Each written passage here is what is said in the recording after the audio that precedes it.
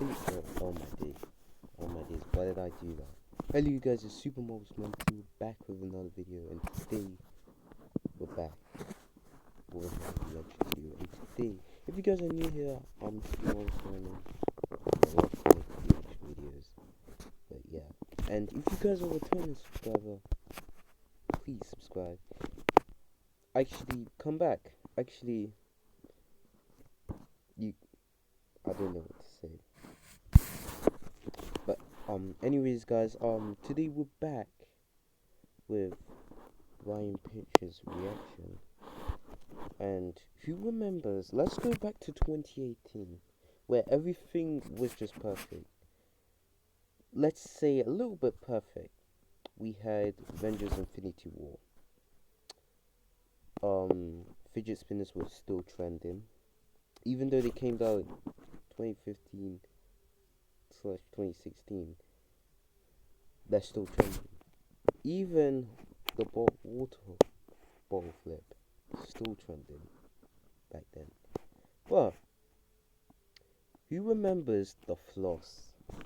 That is one more thing that just got added to Fortnite, the floss.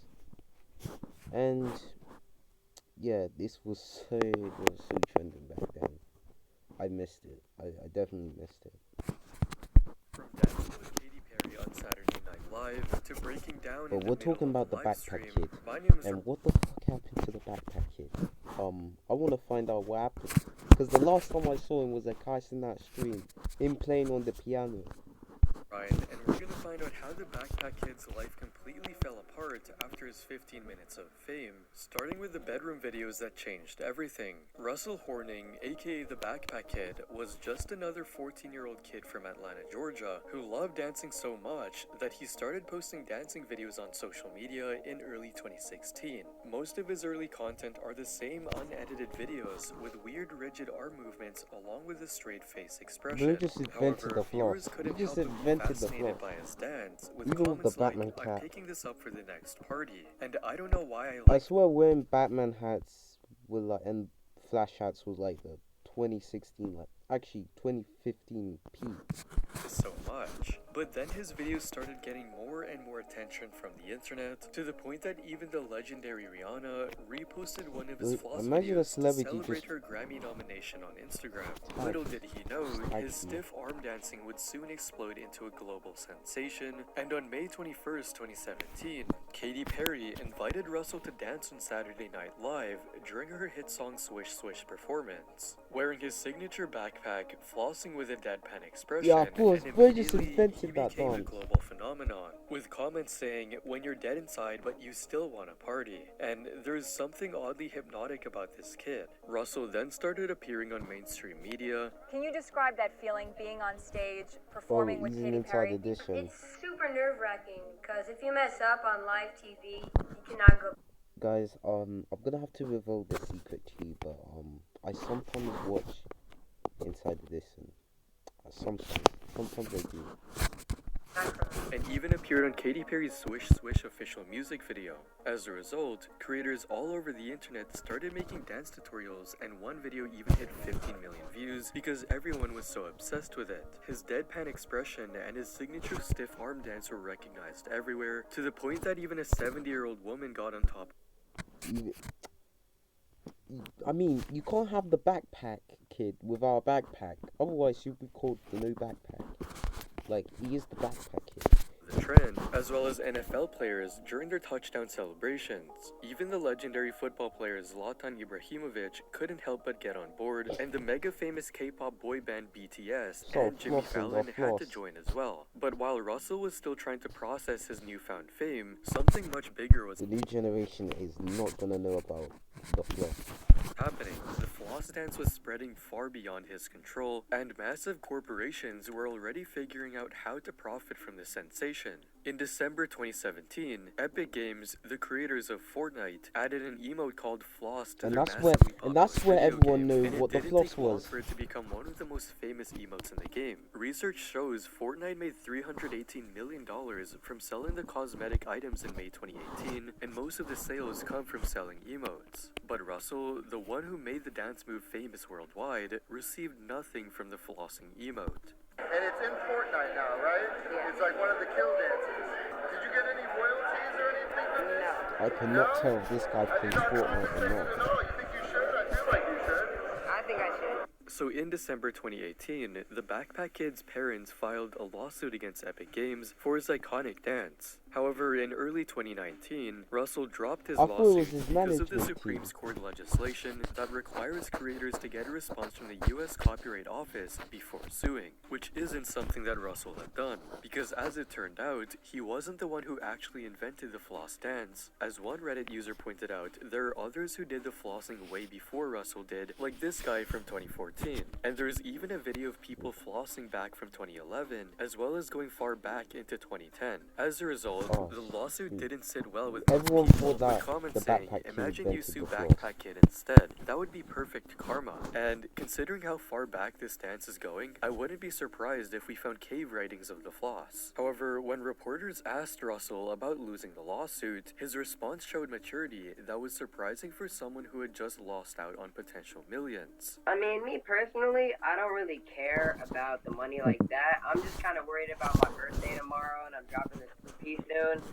I have more stuff to worry about. While Russell was putting on a brave face about losing the Fortnite lawsuit, he was able to make a series of decisions that would turn the same internet that loved him into his biggest enemy. By late 2018, Russell was facing a harsh reality. The floss dance had made him famous, but that fame was starting to fade as new viral trends took over. But instead of accepting this natural cycle of internet attention and moving on, Russell announced he was pivoting to music with his first single Flossin' featuring DJ Suede the Remix God. Although the music video got 18 million views, it was mostly due to the hype around 18 million views. Holy shit. 17k, fam. Wait, hold up. Let me see this, like... Bro, it's so damn blurry, I can't even see it. his earlier fame because the music was an absolute disaster, with people saying things like, "This is a prime example of why it's okay to shut your kids down on their dreams sometimes, and this is why you don't drink or smoke during pregnancy." But that wasn't enough to stop Russell, as he continued releasing more songs like Drip on a Boat featuring Everyone Swag said the Hollywood or Backpack Kid can't sing, Balenciaga's fam. featuring Smokey Like, Margiela. even though But this each guy, song this gets kid has less good views than the dance one skills. before it, especially the track Balenciaga's, which became a lightning rod for criticism. Comment sections were filled with negative reviews saying, "My mom is hearing this in the background. What is that dying rat I hear? I'm gonna press charges for you damaging my ears." But instead of stepping back and reassessing everything, Russell doubled down. He started showing up at hip-hop events, trying to make his What the fuck is this kid doing, fam? way into a world that had already rejected him, but even then the result wasn't what he expected. It was when Russell flossed on stage while rapper Albi Al was spitting bars, but instead of vibing with each other, what Albi Al did would become one of the most embarrassing moments of Russell's career. By 2019, the situation had reached a breaking point. Every single attempt Russell made to stay relevant was flooded with hate comments. "That kid is so irrelevant, it's actually kinda hilarious to see him trying to be famous again. Leave Backpack Kid in 2018, please." Everyone on the internet was turning their back against him during this period. Even Russell himself had to address it on a podcast with Adam22. Yeah, at this point, I'm getting so much hate for no reason. When you look at the comments, you see more hate comments than you do love comments. However, Russell seemed to believe that the problem with his career wasn't his lack of talent, but rather his approach. He decided to rebrand himself as a serious music producer and beat maker, thinking this would finally earn him the respect he'd been looking for. By late 2022, Russell began posting TikToks showcasing what he called his beat-making abilities using computer software and an electric piano. But instead of the respect and admiration Russell was hoping for, the chat was filled with people roasting his beats with comments like, "He never fails to disappoint," and "Bro starts from the bottom and continues to go down." And Okay, why is this guy beating the piano like that, fam? like it's a People would water often balloon. roast him by calling his beat a goofy beat, but his terrible beats actually became popular TikTok sounds, as there is one specific beat that gained over 5,700 videos using it as a sound, but only for joke and meme videos. Despite that, Russell continued to create beat after beat, while What the thousands heck of is people this in the guy chat were doing? calling his music What the heck is garbage. this? Then during one particular stream, the weight of all of the hate finally broke him on camera. Do y'all have any idea that I'm actually a human being too? Do y'all have any idea that I'm an actual human being too? Yeah, I come on these lives and I do this and I do that, or I play the piano, or I do this DJing or whatever. I'm just trying to inspire people. This was the moment Russell realized that his reputation was completely destroyed. The same internet that had once celebrated his quirky comments dance are not moves taking now saw Russell him as an seriously. annoying presence who wouldn't go away. And by June 2024, Russell seemed to realize that his music attempts were only making things worse, so he launched a podcast. I'm starting the Up One podcast, but I'm not hosting as Backpack Kid, I'm hosting as Russell Horning, my real name. He then continued to explain why he chose to rebrand himself instead of staying as the Backpack Kid.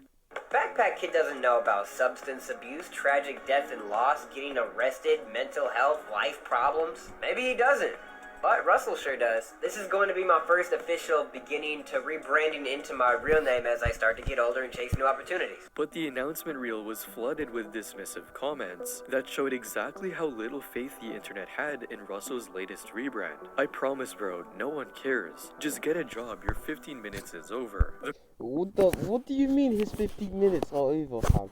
Nah, I have to look at this comments. I have to look at the comments. Because, what the flip? Man, the internet could be so hard on people. This kid didn't do anything wrong. People just got bored of him. Imagine having to go through that as a teenager. Like, damn, I already hated myself enough as a teenager. I can't imagine if the internet was trolling me. This guy is super silent and self-aware. I hope he's doing well and happy these days. Oh, that is one comment. Right. Okay. I do not know what to say, but okay. Comments revealed the harsh reality Russell was facing. Even when he was trying to talk about real issues, people still only saw him as the Backpack Kid, who should stick to dancing. The first episode dropped on June 28th, 2024 on YouTube, but within a month of launching, the Up One podcast was already abandoned. No third episode was ever released, and by 2026, the podcast remained dead, barely having any views, with just 2 episodes serving as evidence of another. No. There's no way that views get. Let me see how many subscribers. Hold on, let me see how many subscribers. 44 subscribers. 44 subscribers. Up One podcast was already abandoned. No third episode was 44 subscribers. Damn.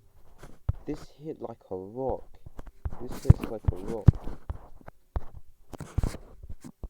How can it ever just hit released, like a and by rock? 2026, the podcast remained dead, barely having any views, with just 2 episodes serving as evidence of another failed attempt at chasing clout. Just as Russell was dealing with his podcast failure, he got what seemed like a golden opportunity, an appearance on Kaisenat's massive Twitch stream alongside comedian Drewski and Kevin Hart. Instead, it became one of the most publicly humiliating moments of his entire career. Russell was demonstrating his piano skills to the massive audience, then Drewski did the most unexpected thing ever. I really can't tell if YouTube just embarrassed him. How y'all like it? I know I want to get on the piano, nigga. This is 2024, nigga. The f out of here with that jailroom bullshit. Don't worry, I like it. Nigga ass shit. Hey, bro, you gonna go places. Of course, Russell didn't take it easy. I didn't forget what you said. What you gotta say, nigga? You said I could die. I didn't do nothing, bro. I didn't do nothing to you, bro. You said I could die. And even Kevin Hart joined in as well. Hey!